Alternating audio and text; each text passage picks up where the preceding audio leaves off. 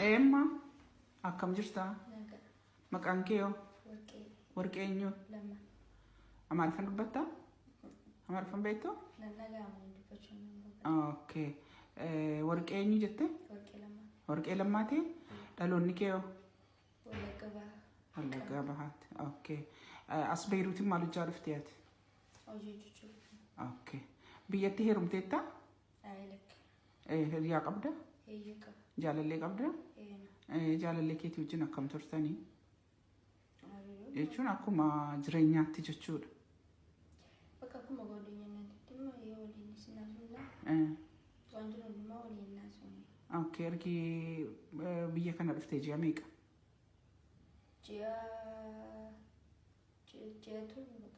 Ji'a torba. Amma daa'imman kana daa'ima deesse kana asumatti moo biyyaa fudhattee dhufte? Biyya keenyaa fudhatte. Biyya fudhattee dhufte? Asitti namni si gudeede si dirqamsiisee si gudeede jira? Yeroo as teessuu kana immoo jaalallee keetti hin himne? Sababni bilbila dhabuudha? Sababa silkiin qabnee fi amma gaafa ni ta'u naamanii sun danda'an. Inna akkamitti eerpoortii deemtee ati dheengadda? Eenyu si geesse? Biyya galuu barbaade jiboota bakka gaafa biyya galuu barbaadu tikeettii naaf horanii poortii deemee. Maaliif deebite ree? Waraqaa kan garaatti sabaattu majjii sabarreessitii deebii kutuu malee waraqaa malee sin seensisnu pileenirra naan jedhan. Okay, ji'a sabarru malee sin seensisnu jedhan. Innaa mee garaa kan kee muramtee deesse moo fayyummaan deesse? Fayyummaan deesse. Garaan kee muramne miti? Okay, uffadhu. Ati akkamitti miidiyaarra bahuu dandeesse? Maa inni rakkoo miidiyaarra si baase? Situ fedhii keetiin miidiyaarra bahe moo namatu si baase? Lakkee ani fedhii fi miidiyaarra bahuu sin barbaanne osoo nyaata nyaachaa jiru miidiyaarra akka biyya argee tiktookii irratti argine jiboota bakka akkuma silkii isaa argine bilbilii fi naan jiboota. Silkii eenyu? Silkii warra miidiyaa. Eenyuun suuraa kee erge? Eenyuun obboleettii keetii? Obboleettii kun. Maaliif obboleettiin kee miidiyaarra si baafte? Achitti baddee jettee fiigaa silkii si bilbilee fi ilkiinee didaabee biyya galuu jennee tikeetiin mi'aayee jedhanii achi booddee boru suma jedhamu torbee tokko nama fe'as taa'e tikeetiin muramni ture achi silkii si bilbilee fi waan ani keessatti badee wayitti fakkaatee deemuu yaada. Innaan sinimnaa barbaadaa jettee miidiyaarra si baaftee? Okay. Mana ati hojjetu moo namni dirqamaan waan tokko si taasisee si daffaruudhaa si barbaadee jira? Wanti nuun jiru. Biyyumaa fudhattee dhufte. ወራም የነበረ በልጅቷ ሰበብ ማለት ነው። አንቺን ሳምሪ አንቺን ከይቅርታ ጋር መጠየቅ ፈልጋለሁ። አሪፍ ጥያቄ ማለት ነው። ልትመልሽልኝ ከሆነ መጠየቅ ትችላለህ። ልጅቷ ግን ተኝታለች። ቁጭ ብላ ወገቧን አሟታል። አንቺን ነው መጠየቅ የምፈልገው። ጠይቀኝ አይደለም። እሺ እኔ የምጠይቅሽ መጀመሪያ አንድ ሴት ከኢትዮጵያ ወደ ቤሩት ስትሄድ በፎርጂድም ቤት ቁጭ ብላ ፎርጂድ ተሰርቶላት ልትሄድ ትችላለች። ወደ ዱባይ ሆነ ወደ ቤሩት ማለት ነው። አብዛኛው ጊዜ ወደ ቤሩት ሲሄዱ ልጆች ማለት ነው ዝም ብሎ በቃ ደላላ ይመትላቸዋል ፎርጂዱን ማለት ነው። የሜዲካል ፎርጂድ ምናምን እርጉዝ ሆነች ያልሆነች በዲፍኑ ማየት ትችላለች። እናውቃለን፣ በደንብ ነው የምናውቀው። ግን እዛ ጋር ከደረሰች በኋላ የተቀበላት ሰውዬ አረብ ወንድሜውን ሴት የጠለባት ወይ ደግሞ ወደዛ የወሰዳት ሰውዬ ከሁለት ወር ወይ ከአንድ ወር በኋላ ወደ መርመራ ቦታ ይወስዳትና ቼክአፕ ያደርጋታል፣ ሜዲካል ያደርጋታል። ሁለተኛ ማለት ነው።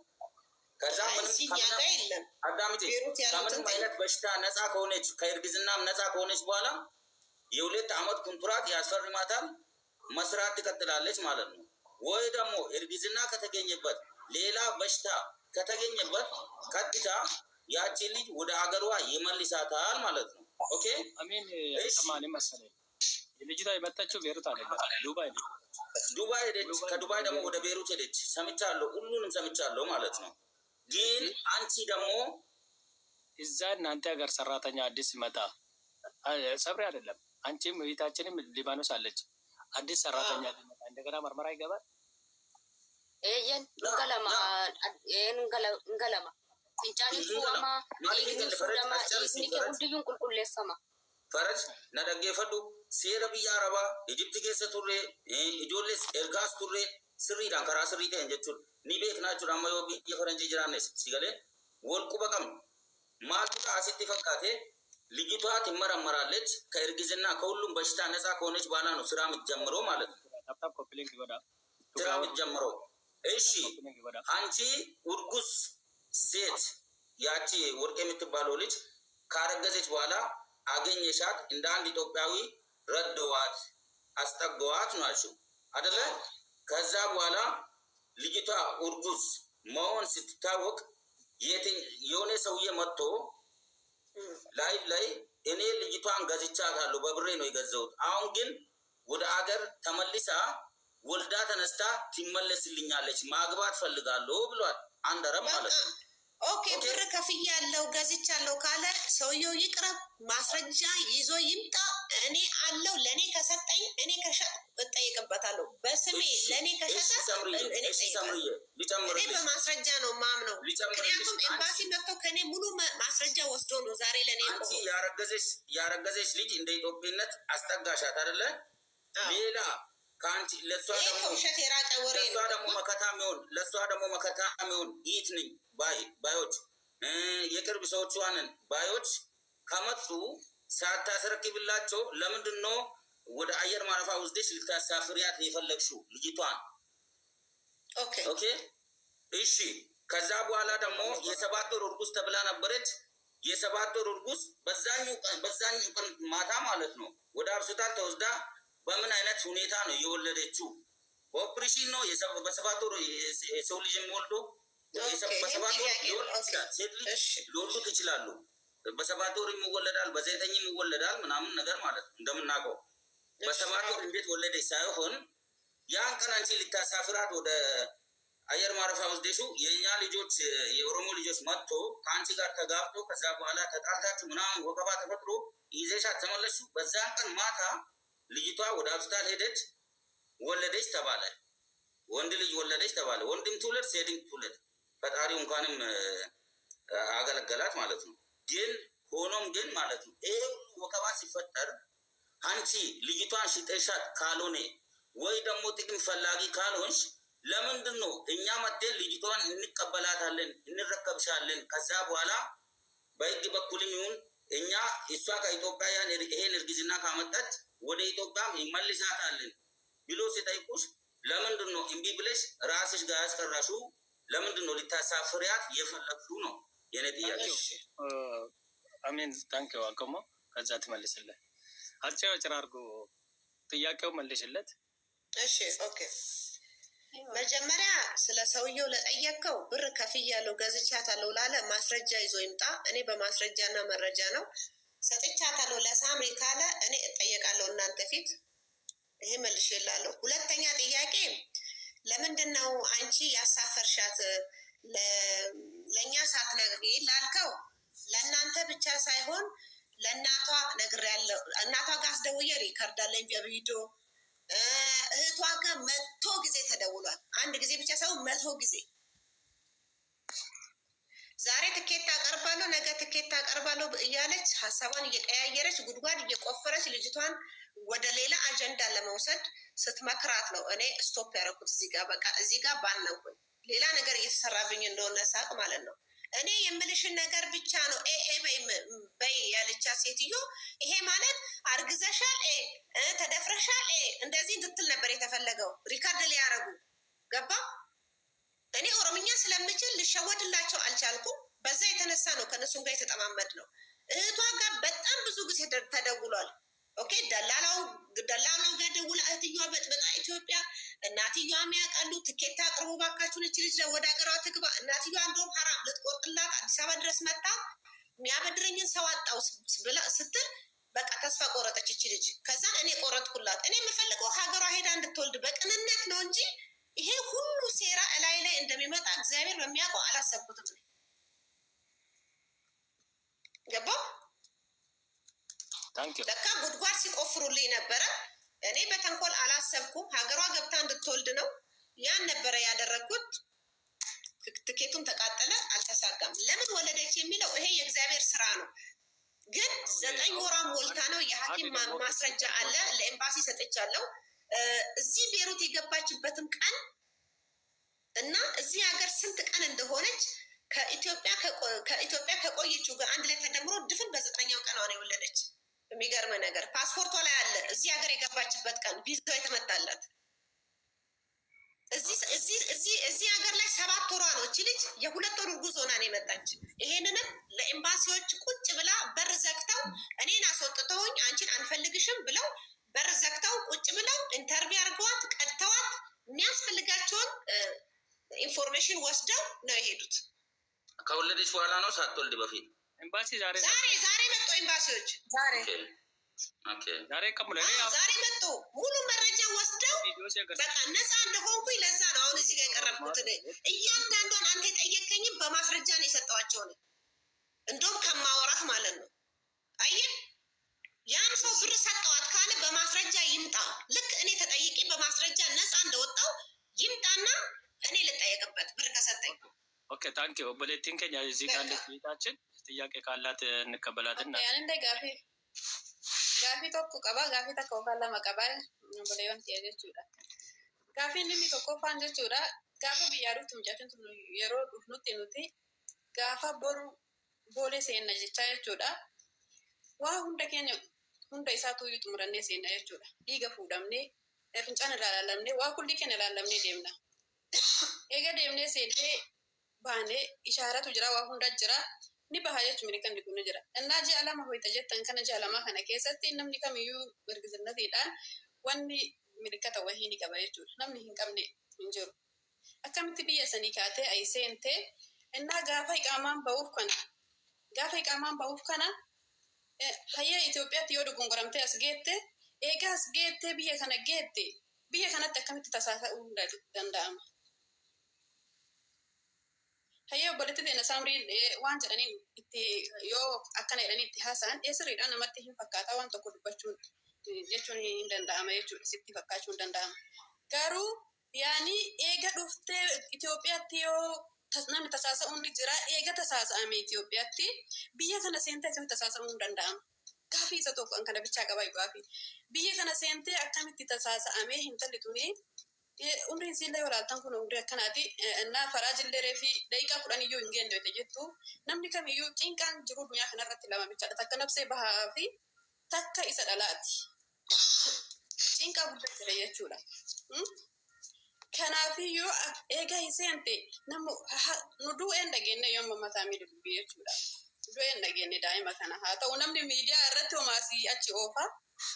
Yaani eega jiraate eewaa. As gahe akkamitti haalli kun hundi deemee bakka kana gahuu danda'e? Okay, galatoomi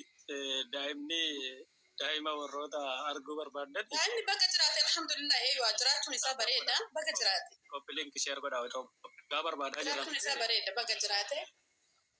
Garuu kan nagarrame biyya kana dhufu seentee biyya kanatti tisiisitiin uumamuu bichaadha.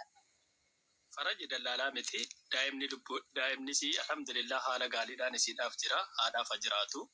Wanta kanarratti wallahi hin gammadee amma jira dhageenyaa.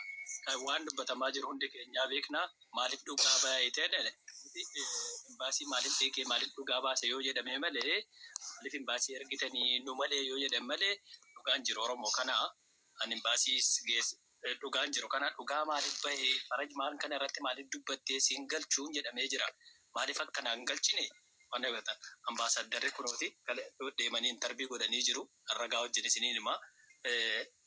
Kanammoo dhaqxanii ilaaluu dandeessu. Daa'imni si maashaallah tabaarakallaa daa'ima bareeddishee kana miidiyaa irratti isiniin mul'isu lubbuudhaan jira. Dhiira sabboonaa tokkooti. Kan ulfeessis immoo yaa dhuftu gara biyyaatti jaalallee kiyyaadhaa jira. Kan ulfeessis dhagaa bilbilamee gaafatame haa dhuftu gara biyyaadhaa jira. Haa dhuftu harmeensis haa dhuftu gara biyyaadhaa jirtu kan badde ammaan kana obboleettiidha.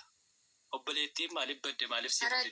Ifama guddaa mucaani abbaan mucaa kana abashaa erga ta'e naam Gurbaan waan fakkaate bara ani ofisha kende gurbaan waan mucaan as dhufuu qaba miidiyaa irratti ammayyuu ijoolleen uummanni Oromoo karaa jiru karaa nu kennitu.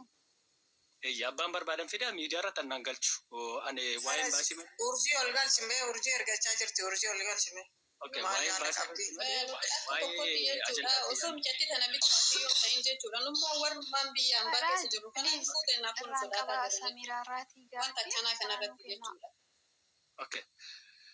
Galatooma Aminis yaada kee gaafattee jirta naaf galatoomi nama danuutu carraa eeggataa jira. Yoomee kan dadhabu kan biraa kan haasa'u kan biraa. Okay. Kan biraa nama urjii ol galchime faraji urjii galchime ol. Koinan ilaalaan. Ila odeessuu fi dhugaan gaafa. Hojaa urjii jedhamtu lakkoofsa lama barreeffadhu. Dhagaa Oromoo. Imbaasii dhagaa. Yaada ishiin ilaala. Imbaasii geggeessinee finne. Intala fidaa ittiin kunoo intala isinii finne. Obboleettiin immoo kunoo eengada ijaarratti. Adda bilbilatti fattee baddee dhugaan eenyu bira jira. Nuti deeggaraa mootummaati. Anis Mubaarak walirraa homaa hin qabne. Mubaarak hojii isaa hojjeta, Faraj hojii isaa hojjeta. Ajandaan keenya waliin ilaallatu. Dhagaa. Anwaa'ee Mubaarak irratti ajandaan keenya iyyuu waliin ilaallatu. Ajandaan keenya Mubaarak jiruu isaatti mana kanaa dhaggeene mana pooletikaatiin seenan ijoolleen keenya beektu. Ana Itoophiyaa irraa dubbadha malee mandara keessa deemee dhalaa irratti fi keleen ulfaa'ee da'ee deessee albaafamtee waan kana irratti mana kana irratti dubbatamu. Inni kuni wanta hojjetamaa jiru shirri isaa naaf galeef waan kana irratti qaama mootummaa dubbachiisee biyya keessaa dubbachiisee shirri deemaa jiru akka maledhamee imbaasiin akka quba qabaatu godhamee imbaasiin akka deemu godhamee dhaqee dubbachiifamee intarbii godhamee viidiyoo waraabamee waa hunda nutti ergamee mootummaatti daa'ima kanaaf immoo akka biyyatti geenu daa'imni kun akka biyyatti seenu deenneen biyyarraa ilmoo gurbaa ulfeessarraa isa jedhamurraa hiriyaasi jaalalleessirraa deenneen fudhatamee ilaalamee meemee deenniidhaaf gargaarame meemee deenniidhaaf gargaara nu gargaara mee deennee hojjennaa nu gargaara namni nu gargaaru jenna deennee meemee Oromoo nu gargaaru jira deenniidhaaf hiriyaasi isiitu fiddii dhugaa barbaaddu taanaani Oromoo nu gargaaru nu kenna. Meemee Oromoo nu gargaaru nu kenna obboleettii isa ta'u Mubaarak isa ta'u eenyu isa ta'u Oromoo nu gargaaru nu kenna gurbaa deennee goona. Arabichas gurbaas deennee goona. Daa'imas deennee goona. Deenneen meemee nama nu gargaaru nu kenna. Jirtuu gaafa sana. Meemee nama nu gargaaru. Obboleettiin dhiyaattee jechuudha. Obboleettiinis dhiyaattee akka yaada booneetti amma dhugaafni haa barbaadamu yoo jenne jechuudha. Hundumti keenyiyyuu gurbaanii inni hiriyaa mucayyoon kun dhiyaachuu qaba. Arabni sunis dhiyaachuu qaba. Obboleettiinis dhiyaachuu qabdi. Dubbii kan fide miidiyaa irra facaase Mubaarak waan godhen qabu. Yoo akka mataa keenyaatti dubbanne. Mucayyoon suni Saaraan sun baatee dubbachuu qabdi. Saaraa hiriyaa mucaa ishee biyyaa fi Araba as keessatti mucayyoo kana ramadate kun sadan dhiyaachuu qaban. Isa garee ijaaraati garee achitti dubbisa. Ani dhimma liqeessisa. Kuni waa'ee imbaasiin qabdan. Mubaariki sagalee ta'ee hin dhaga'e malee waan hin beekun qabu. Dhaga'e immoo sagalee erga ta'e waan jennu hin qabu. Ani dhagaa. Imbaasiin hin jiru. Ayyee buleetti. Dukkana keessa jirta ta'uu ishee meemee itti fuuf. Ayyee dhaggeeffatu dhiifama maabiraatitu hin jiru na bira. Samiraa sagaleen kee hin jiru bara. Sabirii hin jira. Sagaleen kee fagoodha.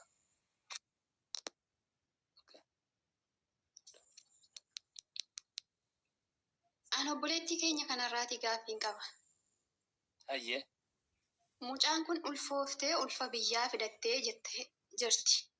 Eddi ulfa biyyaa fidattee obboleettiin warqee Saaraanii mucaa kana dhabnaanii sagalee ishee dhabnaan sagalee ishee ukkaamsamnaan miidiyaatti baaste.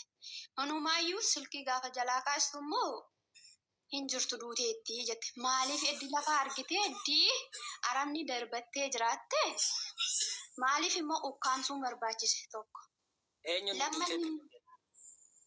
Kan jee obboleettii isheetu miidiyaatti dhufee dubbate. Obboleettii fidaa obboleettiin beeku. Tokko kanaa jechuudha. Gaafa immoo okay asumatti naa qabadhu gaaffii kooti kun. Lammanni immoo inni lammaffaa immoo eddi argamtee uftee iyyaattee miidiyaatti iyyaattee gaaffii gaafatamtee mucaan eeyye ta'ee Arabatu bira buleeraa jette dubbatte mucaan. bira buleera kan jette sagalee waraabamee jira. Le'eessiin booddee eenyuun itti si gurgurate eenyuun walii si galchee gaafa jedhamu immoo isheenis fiddee miidiyaa irratti hindi ati maaliif nuti jala teenyee dhaggeeffannaa jechuudha.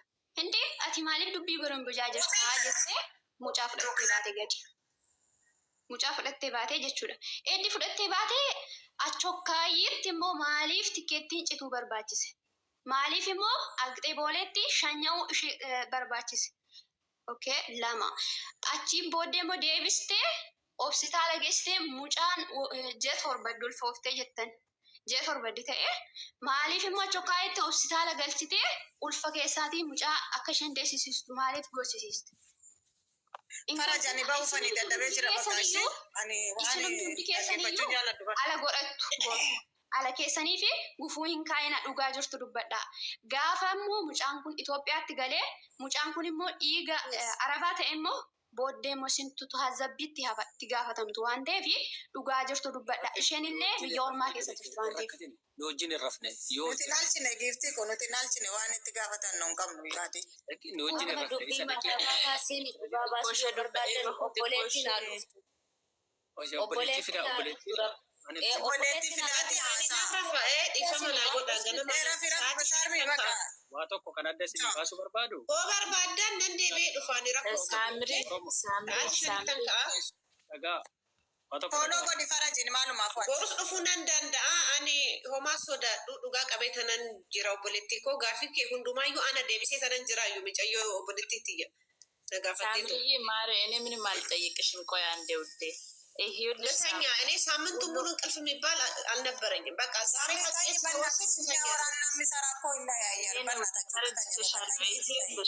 አንቺ ሁሉንም ነገር ካደረግሽው እውነት ይቀጥላል እንጂ አይበጠስም። በቃ እኔ ያ ሁሉ ህዝብ ሰድቦኝ ማንንም አታዳምጪ። አንቺ ለእውነት ብለሽ ረሽተሻል። ለምን ወለደች ይህን ፈጣሪ መጠየቅ ነው። የሐኪም ማስረጃ አለ እህቴ ኦቦሌቲኮ ማስረጃ ሐኪም ነኝ ጅራ ፓስፖርት ሽትራ ጉያን ሽፍ የከነሴ ገልቴ ጅራ ጊዛን ከሁሉም ኤምባሲ ፍቀተኔ ጅራን እሺ ሁሉም ማስረጃ ይጻፋል። እናንተ ኤምባሲዎች ወስደውታል። ዛሬ ኤምባሲ እኔ ቤት መጥቶ ወር ልጅቷን ለብቻዋ ወስደው ከኔ ለይተው አንቺ አታስፈልጊም ብለውኝ ኢንተርቪው አድርገው በቪዲዮ ተቀርጻ ሁሉንም ሀቅ አውጥታለች ያለ ምንም ፍራቻ። አዎ ስለዚህ አሁን ከሐኪም ቤት እኔ ነፃ ነኝ። በቃ ህዝብ እንዲያውቅልኝ የምፈልገው ነገር ቢሆን እኔ እንደ እህት እንደ ኢትዮጵያዊ ረድቻለሁ። ይሄን ነገር ግን ድጋሚ አላረገውም። ካሁን በኋላ ለአንዴና ለመጨረሻ ነው። በቃ ተቀጭቻለሁ። አይቼዋለሁ። ሳምሪ ለሰው ተብሎ አይደረግም። እንደዚህ ነገር ሰርተናል። ችግር የለም። ደስማ ለሰው ተብሎ አይደለም መልካም መስራት። ሳምሪ ተይ እሱ ከዚህ ውስጥ ውጪ ለሰው ተብሎ አይደለም መልካም የሚደረገው። ስንት ነገር ሰው የፈለገውን ያውራ። እኔ ካሁን በኋላ ነፃ ነኝ። ኤምባሲ ደርሶልኝ ህግ ካወቀ ሁሉም በህግ ይቀጣል። ካሁን በኋላ በቀደም ዕለት ኤርፖርት ላይ የሆነውን ነገር እሱ በህግ ይዘናል። እኛ በዚህ ሀገር ህግ አሁን ወደ እነሱ ነው የምዞረው። እኔ ሀቄን ህዝብ እንዲያውቅ እፈልጋለሁ። ሁለተኛ ስቴፕ ስራ አለኝ። በቃ ችግር የለም። ያንዳንዱ ሰው ይጠየቅበታል። ሀገሪቷ የማፊያ ሀገር አይደለችም። ህግ ያለበት ሀገር ላይ ነው ያለነው። ነፍጠኛ ዳይን ተሊ ነፍጠኛ ታቴፍ እንተለከኛ ጉርጉርቴ ነፍጠኛ ታቴ ነፍጠኛ ብሆን ሀቀኛ ሰው ነኝ እኔ። ኦኬ ሀቀኛ ነው። አልተቆናውስ ክርስቲያና ተው ነፍጠኛ ዳይ ሙስሊማ ተው ነፍጠኙማ ዳይ ዋተኮ ከቤካ የኦሮሞ ዳፍ ክርስቲያና ተው ነፍጠኙማ ዮኪን ታቴ ሙስሊማ ተው የኦሮሞማ ዮኪን ታቴ ደማሌ እንተለሸዋ እንተለወለጋት ijoollee maccaate kana beeka Oromoo. Isheen kunis Oromoo kan gargaaramaa jirtus Oromoo kan gargaaraa jirtus Oromoo kan imbaasii fudhattee deemtus Oromoo. Waan kan akka beektanuun fedha. Kiristaana ta'uu fi nafxanyummaa Amaariffa dubbachuun nafxanyummaa yoo kennuma ta'e isin biratti bareeda. Kiristaana ta'uun Musliima ta'uun Oromummaaf nafxanyummaa yoo kenna ta'e malee